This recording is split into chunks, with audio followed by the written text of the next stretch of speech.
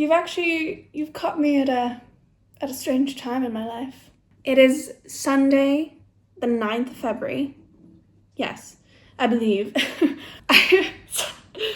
I sent a crazy voice note to my friend last night at like 4 a.m. Hey, I'm sending you this voice message. It's 4 a.m. my time, and I'm crying, but not in a sad way. And I don't know how much of this.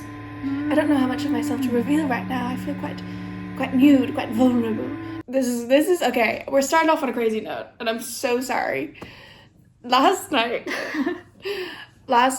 the comedy duo from Toronto, Slushy Noobs, had a boxing match. Okay, you gotta stay with me. Okay, I am a fan of Slushy Noobs. Out of Character is their podcast. This is their merch. The boxing match, I can't even begin to touch on the lore of this match. But basically, I went through this weird spiral rabbit hole last night where I was like, I was feeling very inspired creatively to create because of this boxing match. And again, No. In the sense that no. I'm aware this is absurd. I know. You don't have to tell me. I know. This is so stupid. I'm feeling like so inspired. It's so stupid. It's not actually. But I'm like, wow, people can achieve their dreams. And so my mind was abuzz with ideas, thoughts, but most of all feelings. I something about those two men hitting each other in a ring. I was like, man, I gotta create more YouTube videos. So here we are. Anyways, I didn't sleep till 7 a.m. 7 a.m. in the morning. 7 a.m. waking up in the morning. And for some reason, my little brain kept going pitter-patter. Not pitter-patter, but vroom vroom. Anyway, for some reason, I'm feeling a little weird. Feeling a little anxious. Feeling this weird sense of like being behind on life and this like, okay, how do I say this without sounding crazy? This weird, I think last night I was reckoning with, I don't know, the crushing weight of unfulfilled potential, something like that. I was kind of thinking and this is a frustration I often have of like, I have so many ideas, so many things I want to do in my day-to-day life, in my life overall, and it's for tangible reasons, I can't often like get energy to do it. Sitting with this feeling, being like, I feel kind of weird, I feel kind of anxious. This chair turns on, it's like, oh my god, my posture, Jesus Christ. Quasimodo. And I think something I've learned in my years, in my old age, at the ripe age of 26, is that sometimes you're going to feel anxious and you're going to want to isolate. You're going to want to curl up in a little ball, go into your room, be in the dark, be like maybe in your bed, not do anything. Sometimes that feeling is necessary. Sometimes you do need a little time to hibernate, to rot, as it were. But sometimes the best thing when you feel that impulse is to do the exact opposite. Get out of the house and go see some friends. Go see some people. Or just be around people. You know, just get out of the house. Go, I don't know, to a cafe, to a public space. Just be around people. So that's what I'm gonna do. Get out there, girl. Good. Get out there. So we're getting up and we're leaving. We're leaving the house. We're being bold. We're being daring. We're being brave. And we're leaving.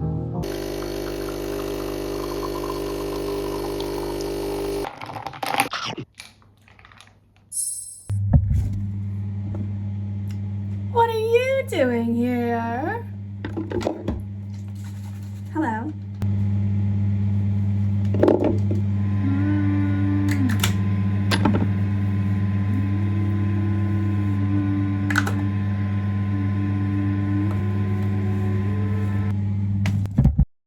Don't look at my messy room. I know it's messy. Times are tough. Do you know when they talk about your like prefrontal cortex developing? I think it's supposed to be when you're like 25 or whatever. Well, I'm 26, almost 27, believe it or not. And I had a crazy moment in the past couple of weeks where I really felt like, oh, this is an adult brain working, where I started trying to get into running. Never in my life did I think I would enjoy a run. I tried before, but never. It was always out of a like, healthy people run, it's supposed to be good for you, I should run. It was never out of, I want to run, you know? I started and I was doing my little intervals, you know, like you run for a minute and you walk for a minute and you run for a minute and you walk for a minute. And I was like, this is actually quite enjoyable. I quite like this. I ran for a week. I went on 3 runs. 1, 2, 3 runs. Fucked my knees up. Maybe that's also like a sign of being old. That, oh, is that, how creepy is that? Nosferatu. But what's sad about it, and this is where I'm like, this is kind of where the 26-year-old brain is coming in, where I'm like, damn, like, I do want to keep running. Like, I was enjoying it, and I'm bummed that I have an injury that has now put me out of the race. I also reorganized / tidied my makeup the other day. She won't close, but she's basically all in here. I have some in like the top 2 drawers there. Some products that I don't really use, like foundation that doesn't like match me or whatever. And then eyeshadow palettes. But basically she's all here. Let me show you. Like, look at this. Isn't this fun? We have all face, you know, concealer, foundations, highlighter, powders, everything. Then we have lips and eyebrows and eyes kind of in here, but also kind of over here. It's tricky because I have some extra eye stuff here and then like eye glitters. I've been thinking a lot about beauty and my relationship to beauty recently, partially because I'm making a video essay on like the cost of beauty and how it's beauty standards are like a tool to disempower women with the amount of like time, money, labor, etc. that goes into trying to achieve a beauty standard. So I've been thinking a lot about my relationship to beauty.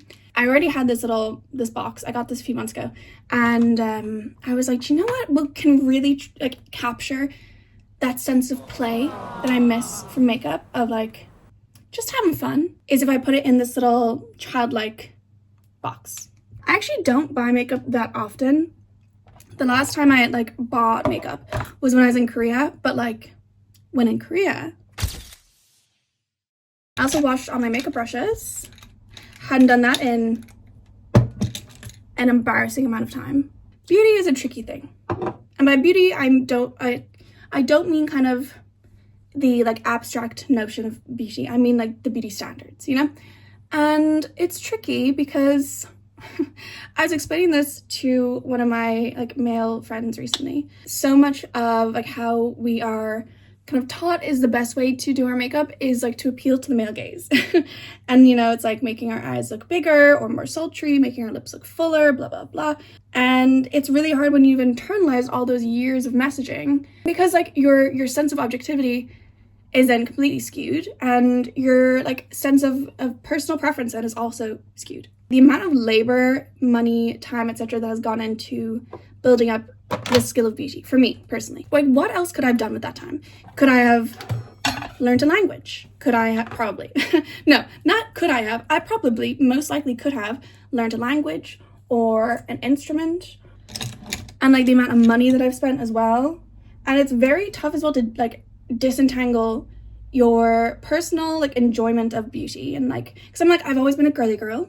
I love makeup. I love hyper like stereotypical feminine things, and I always have. Case in point, as you get older and you realize that beauty, we're kind of taught that the function of beauty, of makeup, skincare, etc., is just to make us more appealing to men, to make us look younger, and to increase our value, because our value is tied to our appearance. Then it's very tricky to figure out like, what do I like and what have I been taught like looks best, you know? It's like the kind of negotiation of what do we get from beauty and what, you know, is being taken away from us. Kind of trying to decide like, is this amount of time, energy, money that I'm putting in, is it worth it for what I get emotionally or not?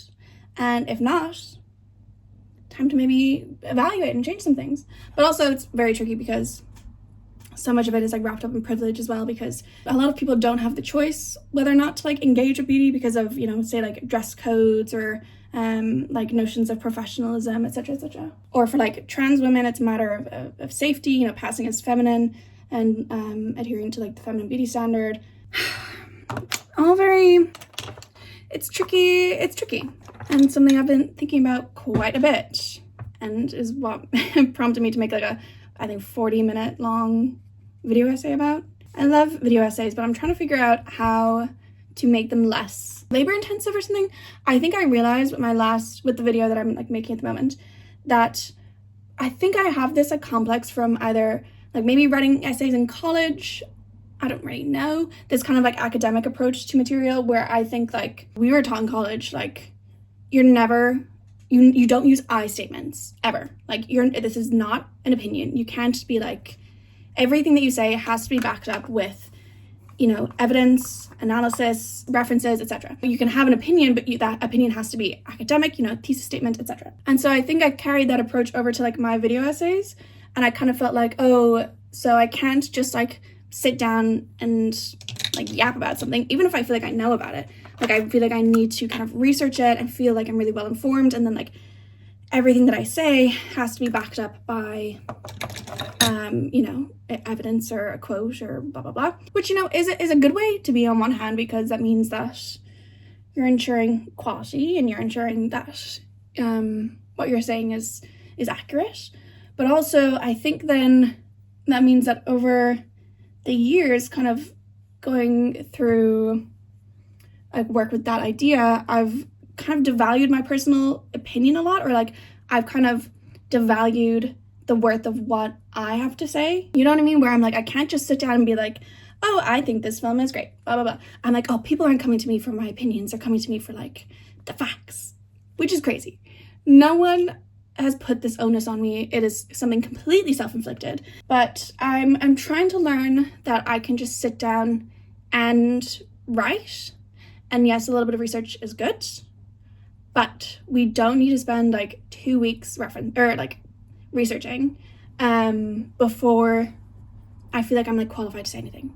Oh my god, I gotta show you guys. I was putting on the blush and did not realize how much I was putting on. That looks crazy. That looks crazy. I put way too much. Oopsies. $100,000. Oop, made me loopy. Do you know what I've also been thinking about actually is how I feel like I want to, and I hope this doesn't sound like wanky, but I feel like I want to create more of a sense of community online with like my following, you know? I feel like, and again, I think maybe it's because of the kind of impersonal approach that I take to my video essays. I don't feel like I have a strong sense of community, and like that makes me kind of sad. I think when I started making videos, I was kind of scared about like parasocial relationships in some way, where I was just like, oh, I don't know, like I don't want to be disingenuous and like be like, oh my god, like I love you guys, and like either create a parasocial relationship or like feed into one or whatever that would end up being exploitative in some way, you know? And I think as well some of it is just like fear of like safety and privacy. It's a weird thing because, I mean, obviously I film myself and I put it on the internet for a living, but with the video essays, it's like there's, again, that kind of level of like detachment where it's more about like the content of things than me. What was like a sense of, or like something like a tool for a sense of safety has now kind of, it's been going on for so long that now it feels a little bit, you know, detached, like disconnected. I don't know. And so I think that's part of the goal with these videos as well, of like just showing more of my, I'm very aware that she's dipping low, and I'm like any moment. I think as well, like kind of what I was saying earlier of like needing to kind of back everything that I say up, you know, I can't just exist in like opinions. I feel like there's something where I'm like, oh, I can't just be myself. Like I can't just do like a like a normal vlog. Like I need to bring something of value to the viewer, which is good on one hand because I'm like, that means there's a level of respect there, you know, for your time, your energy, your attention. I then think about like people that I watch, and some of them, yes, are very like video essay or like very creative and etc. But then there's some people that I'm just like, I like hanging out, you know, I like your vibes, and poor K no. And like I don't know what I'm so afraid of, because like I already like filmed myself and put it on the internet, so like that kind of roadblock of starting to do something which is a little crazy, you know, that's a little speck in the rear view mirror, that's long gone. So here's our makeup. You see, can you see the little duochrome eyeshadow?